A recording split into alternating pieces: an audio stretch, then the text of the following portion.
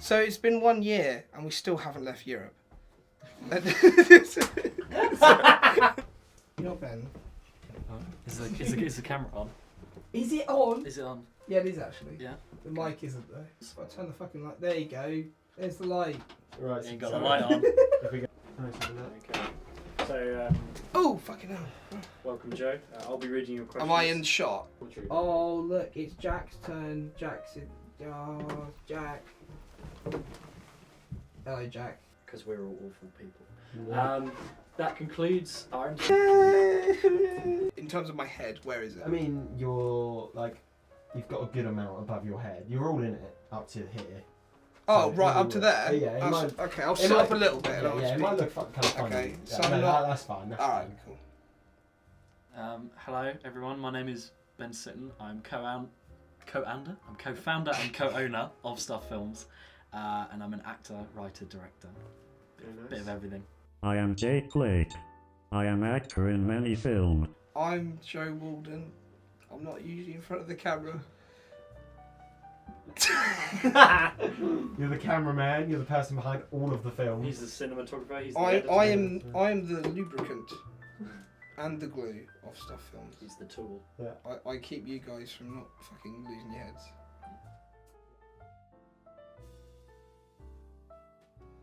Oh, fucking hell, man. In case we meet him in 20 years. Just so we have this on record. Oh, there's just like a list. It just appeared in my head. Toxic. I would say Nicholas Winding Refn. Simply because Wow. he's just a bitch. He's just When you were mentioning 2001 Citizen Kane, you forgot to add Drive. We'll let that slip. sorry, Nicholas. We're very sorry, Mr. Refn. Refn, if that is your real name. We're big fans of Drive. But you know, the reason I wouldn't put him as the top would be because if they would say work on his film, you'd have to be a pretty good DP because the only good thing about his films is how they look. So, yeah, it'd be an honour to be a DP on Nicholas Winding Refn's project because, you know, he obviously picks the DPs very well. Number one, couldn't work with as a director, Quentin Tarantino. He's just a to be honest, I really... I can't cut either. He's Say that in 20 years. There's something about that man. He's a bit rummedy. So, you know, it's just him as a person, separate the art from the artist. They're very different, aren't they?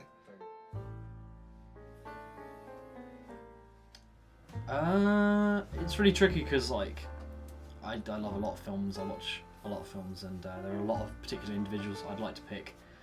I'll go with it's a director partnership actually, so it's technically two. Emmerich Pressburger and Michael Powell. They were a couple of directors in the 40s and 50s, and they produced over a space of sort of 10-15 years 4 or 5 films that I really, really love and are some of my all-time favourites. They have great use of colour, the great acting, the great scores, and they're very progressive for their times. So yeah, I think they're everything movies should be about. They're entertaining, they're thrilling, they're moving, and they're brilliantly made and ahead of their time. So.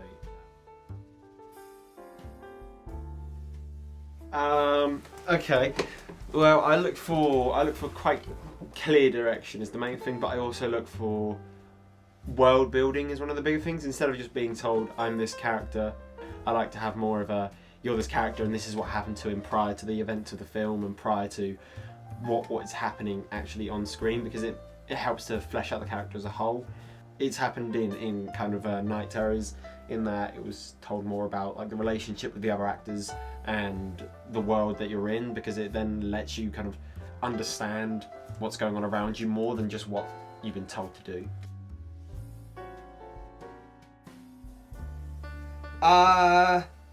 Yeah, funny question, mate. It's got to be. I think in terms of there's a difference between proud and favourite. My favourite would be Pyramid Sub music video, not on the channel because it got blocked by Radiohead. But I think my proudest would be the other Radiohead music video that isn't on the channel because it got blocked by Radiohead. Thank you, Samuel. Would be the Paranoid Android one, simply because it is almost 8 minutes of music video, but also it has like 2 whole minutes of animation, like hand animated, done in like frame by frame in After Effects. It took me fucking ages. I'm proud of just getting that done, and I absolutely hope by the end of this sort of academic year, sort of May, to do something like that, but to a further extent that you also won't see on the channel, because it's another Radiohead. Going thing. off that then. I don't know. I just love it. It gives me ideas. Hang on, You going know, off that, what about on the channel though? On the channel, I think Entity, in terms of filmmaking, building the scene, is the best one. But yeah, I think that's my proudest work in terms of boiling something down 2-3 minutes. And the Foley work was all done a week before we actually shot the film, because it was for college. But it was only when I came into college and they said, why did you do the Foley before you made the film? Because you're meant to make Foley to what you're seeing. And I was like, oh right, but it still worked perfectly. So I'm really proud of that. That is my proudest one in terms of just pulling it off. I think my best film is Night Terrors. I'd say that's my personal favourite. I love the work Joe did on the cinematography. I think the cinematography makes the film. It is really great, and I just think when I go back to Night Terrors, I think there's a lot of specific moments in there that are memorable on their own, and there are points where I think, yeah, I'm really happy with it as a film. It's quite. Say it, just why? Okay, let me ask that question again. You don't have to ask it again. I heard you. No, it's a learning curve, isn't it? I can't sit here and pretend like everything I've made is amazing. I mean, we were all filmmakers who are just experimenting and going along the road. It was one of the first major things I edited, and obviously in original idea, it was a lot better. But I do accept it has its faults and it has its problems. But I think there are things still in Envy I do like, and there are certain sections where I think I did okay on that. But as a whole, it's too long, it drags. But it was a really valuable part of the learning curve because it taught me a lot about not only what kind of films I wanted to make, like how people receive your films and stuff, and also what not to do in future. So all in all, I'm really glad I made Envy. Because without Envy, I wouldn't have gone on and said, okay, back to basics, let's write something better and then progress. So I'm glad I made it, even if it is a question. Nice.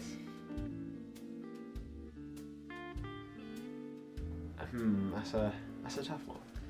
I think my best performances are ones that are coming up.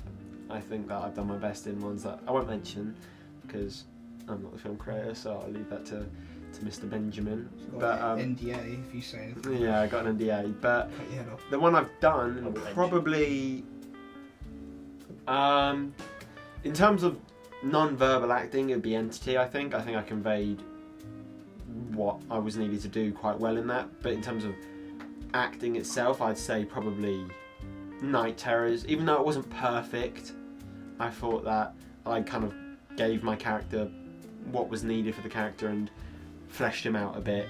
But I'd probably, if I had to choose, I'd say Entity, just because even though it was hardly a character, it was more like what was needed I did well, and on camera it looks better. Cool. But I'd say I'd like to make the audio better from stalls. I think if we could, if there was some way to improve that in a way. But probably most change would be Envy. I'd make it shorter. I'd cut out a lot of stuff, a lot of repetitive stuff as in there.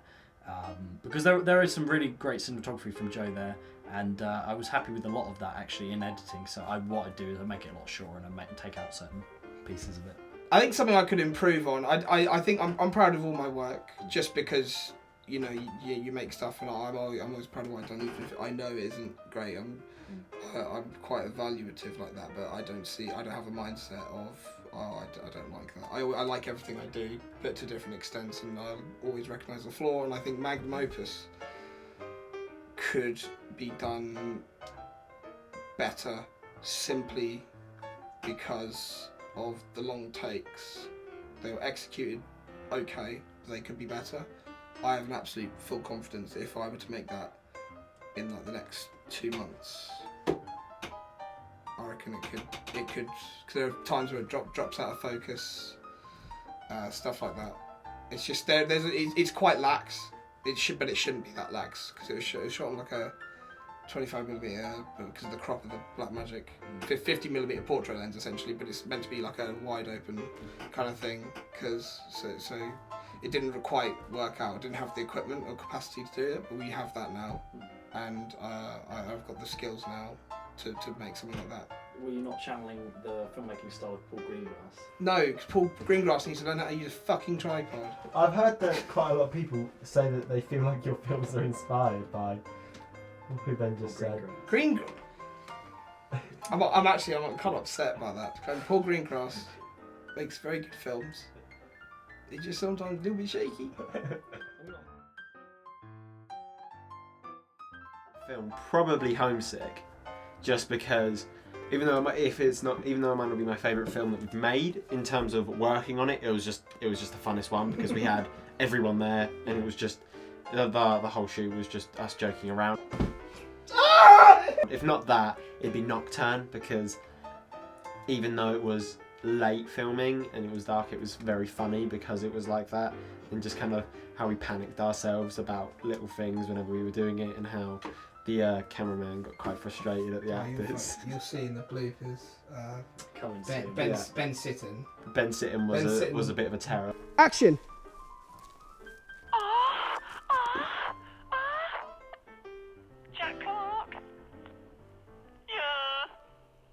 Nocturne in terms of filmmaking, Homesick in terms of like cast camaraderie. It's just stupid. Yeah. Alright. Does it have to be a film that we actually made? It can be an do example. both. Do in general and do an example. Yeah. Okay. So generally, the toughest one to put out for me, in terms of like putting it together, were the two radio music videos, simply because both of them had really extensive research behind them, because they were for college. A lot of my more serious stuff I do for college, my more piss-takey films, that's kind of me outside of college having a bit more of an So are you saying you don't take stuff film seriously? I do, no I do. I couldn't do Chocolate Milkman as a fucking college project, could I? Could you imagine? I'd be booted off the course. It'd be Walden. And then I think something in terms of something that I've written and we haven't actually made yet, it would probably be mockumentary, because we just didn't have enough time this summer.